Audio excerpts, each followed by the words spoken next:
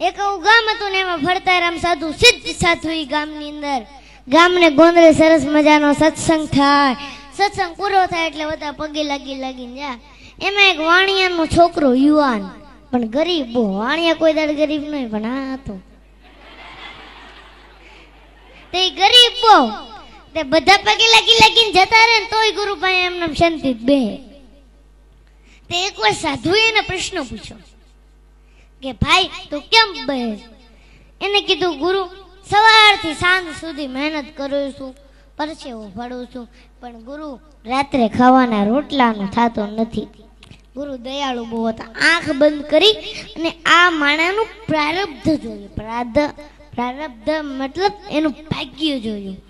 ભાગ્યમાં તો દેખાણું કે આની તો આખી જિંદગી દુઃખમય છે. આંખ ઉઘાડીને કીધું કે તારી તો આખી જિંદગી દુઃખમય છે, પણ જા 5 વર્ષ સુધી હું તને સુખી કરી શકું. 5 વર્ષ પછી આની આ પરિસ્થિતિ થઈ જાય. બોલ તારે મંજૂર છે?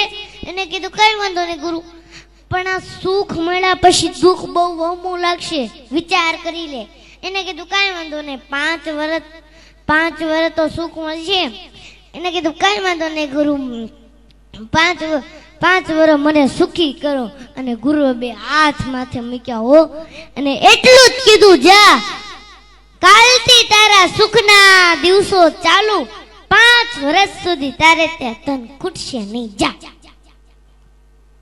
અને જેવો જ ઘરે ગયો બીજે જ દાડે એને વિચાર આવ્યો કે ઘરની અંદર વાસણો જરા કેવા વધારે છે, લાઈન વેચી દઉં, વેપાર કરું.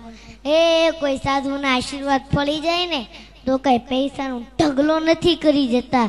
એ બુદ્ધિમાં ક્લિક થાય અને બુદ્ધિમાં જે ક્લિક થાય ને એ સાચી પડે.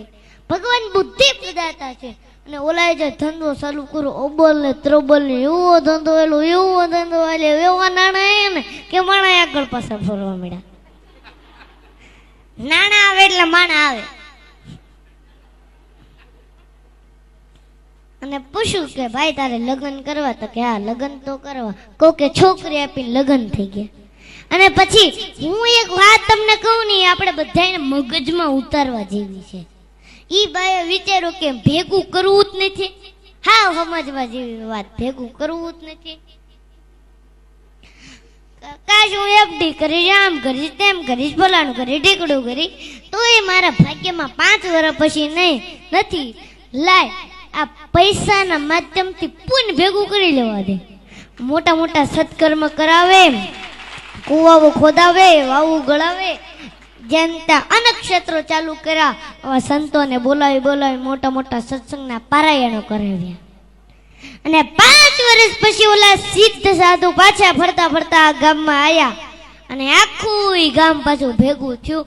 અને ઓલા તો ભાઈ આ ગુરુ ફેલા હતા, દોડતો આવ્યો, ધૂળમાં દંડવટ કરવા માંડ્યો. એને કીધું કેમ છે ભાઈ? તો કે ગુરુ જ્યારથી તમારી દ્રષ્ટિ મારા ઉપર પડી છે ત્યારથી ઈશ્વરે મને 1000 હાથથી દેવાનું ચાલુ કર્યું છે, પાછું વળીને જોયું નથી. અને ગુરુ આ 5 વર્ષમાં દુઃખ શું કહેવાય એ મને આ 5 વર્ષમાં ખબર નથી પડી. અને 5 વર્ષ કેમ જતા રહ્યા ઈ હોતને ખબર નથી પડી ગુરુ. અને કીધું તૈયાર થઈ જાજે, 2 દિવસ પછી તારા 5 વર્ષ પૂરા થવાના છે અને જે પરિસ્થિતિ હતી એ જ ચાલુ થાય. એને કીધું કાંઈ વાંધો નહીં ગુરુ, આ 5 વર્ષમાં મારે જે કરવાનું હતું ને એ મેં કરી લીધું, પુણ્ય બહુ ભેગું કરવું છે. અને ગુરુએ ફરીને આંખ બંધ કરી હો અને સમાધિમાં જ્યાં જોયું તા તો ઈશ્વરના દરબારમાં ચોપડા પુંજીના જમા જમા જમા જમા જમા. ભગવાન એનું જે ભાગ્ય લખ્યું હતું ને એની જગ્યાએ ફેરવી નાખ્યું કે આ જીવન સંપત્તિવાન રહેશે.